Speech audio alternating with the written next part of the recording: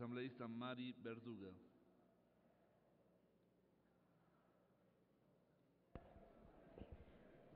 Buenos días, compañero presidente, compañeros asambleístas, señores maestros y maestras que se encuentran visitándonos este día. Me permito presentar a ustedes las observaciones al informe para el segundo debate a la Ley Orgánica de Educación Intercultural. En primer lugar, considero que no solamente debe llamarse Ley Orgánica de Educación Intercultural, sino que debe añadirse el contenido de lo plurinacional. Como su nombre lo dice, promueve y plantea la interculturalidad. Debo manifestar a la Comisión que este no es un elemento transversal, sino una característica esencial del Estado ecuatoriano, conforme lo dice el artículo 1 de la Constitución de la República. También debo referirme a la parte de la exposición de motivos del informe para este segundo debate, cuando se plantea que dos son las circunstancias históricas que en materia de educación se pueden observar como fenómenos recurrentes y diametralmente opuestos. Se hace referencia a la inaplicabilidad política y retórica del mandato constitucional y la forma secundaria en educación a lo largo de nuestra historia. Se pretende caracterizar esa inaplicabilidad con síntomas como que la carencia de acceso a la educación, los bajos niveles de rendimiento, la concentración de servicios y la pauperización de la educación rural.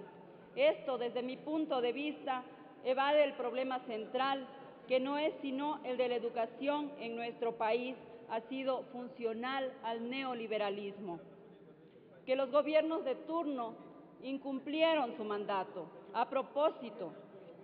porque si democratizaban la educación, si dedicaban el 30% del presupuesto general del Estado para la educación, tal como lo manda la anterior Constitución, las y los ecuatorianos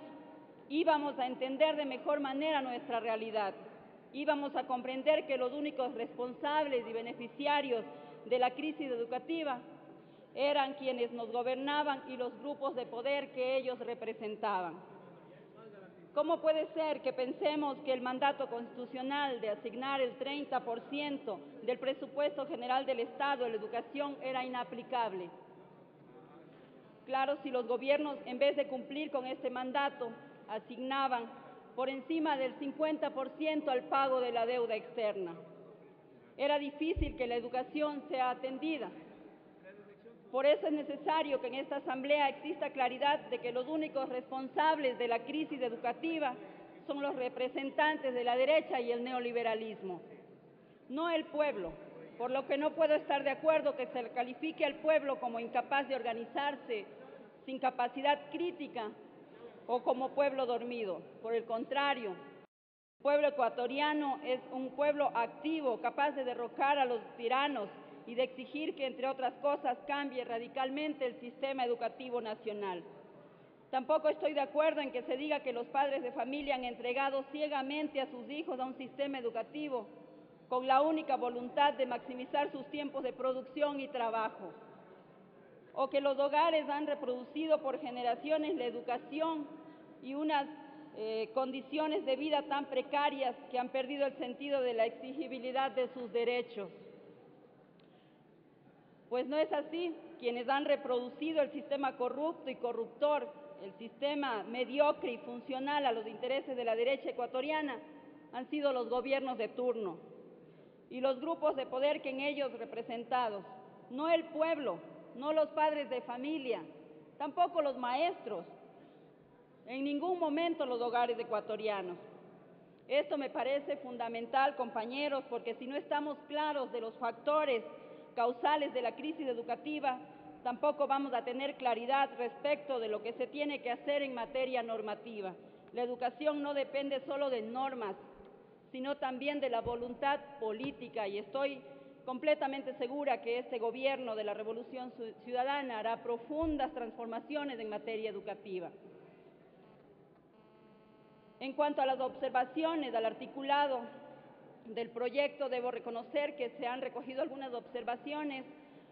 Por ejemplo, en el artículo 2, entre los principios se incorpora la investigación y la construcción colectiva del conocimiento como principio fundamental para acabar con la propiedad particular sobre el conocimiento y estimular la creatividad, el análisis, la construcción de juicios y raciocinios,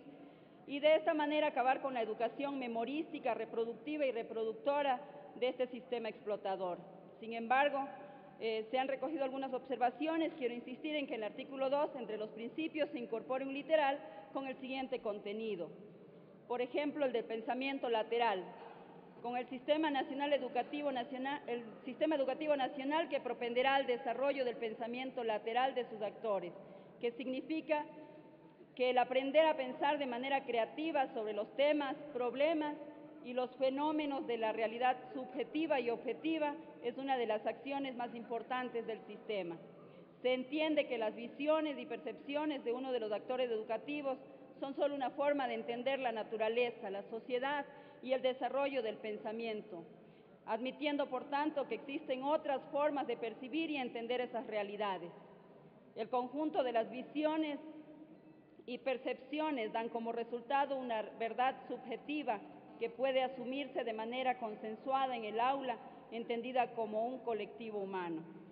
El respeto a otras normas y formas y corrientes del pensamiento en el aula permitirá equidad intergeneracional y equidad de género. Y, por supuesto, la erradicación de visiones hegemónicas, adultocéntricas, la imposición de miradas y formas de pensar de la edad adulta, androcéntricas, como la imposición de maneras de pensar y verdades masculinas y machistas. Otra observación: en el artículo 6 del informe del proyecto, entre las obligaciones del Estado debe incorporarse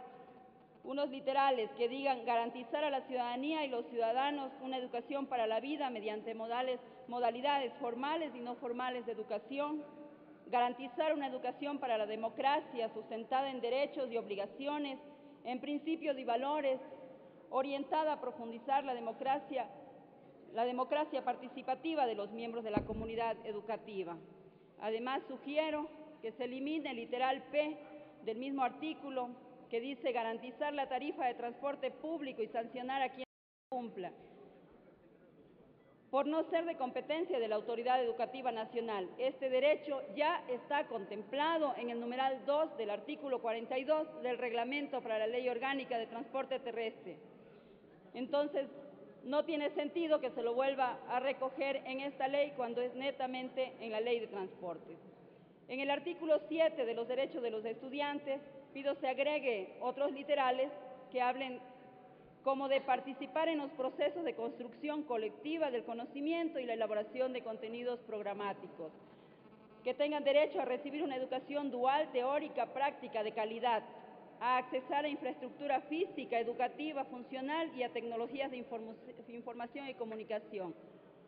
recibir facilidades para la práctica de las culturas de artes y letras y criticar constructivamente el sistema de educación y procesos educativos. En cuanto al artículo 22, que habla del Consejo Nacional de Educación, sugiero se elimine los numerales 4 y 5, que habla de los delegados en representación de las municipalidades y de las juntas parroquiales. Esto no se debe incorporar porque constitucionalmente los gobiernos autónomos municipales, si bien tienen la competencia en materia de construcción y mantenimiento de infraestructura educativa, esta no tiene relación con otras que tendría el Consejo y que consta en el artículo 23 del informe del proyecto de ley. En cuanto a las competencias del Consejo Académico del Circuito Educativo Intercultural y Bilingüe, que consta en el artículo 30, para lograr precisión, claridad y efectividad, sugiero sustituirlas por otros que le voy a pasar a la comisión, pero finalmente debo manifestar al Pleno de la Asamblea Nacional una preocupación respecto a las condiciones en las que se desenvuelven las niñas, los niños y adolescentes que sufren maltrato por parte del docente. Ellos son seres humanos que, mientras dure el proceso de investigación, deben vivir momentos de angustia, de incertidumbre y terror, porque quien lo agrede sigue en el aula. Por tanto, estando de acuerdo en que los procesos administrativos disciplinarios se deben garantizar el debido proceso y los principios de legalidad, tipicidad, presunción de inocencia, motivación e imparcialidad, etc., sugiero que en el artículo 136 de las garantías y principios del régimen disciplinario se haga una excepción en la que se haga constar que cuando la investigación o el proceso sea por presunción de agresión,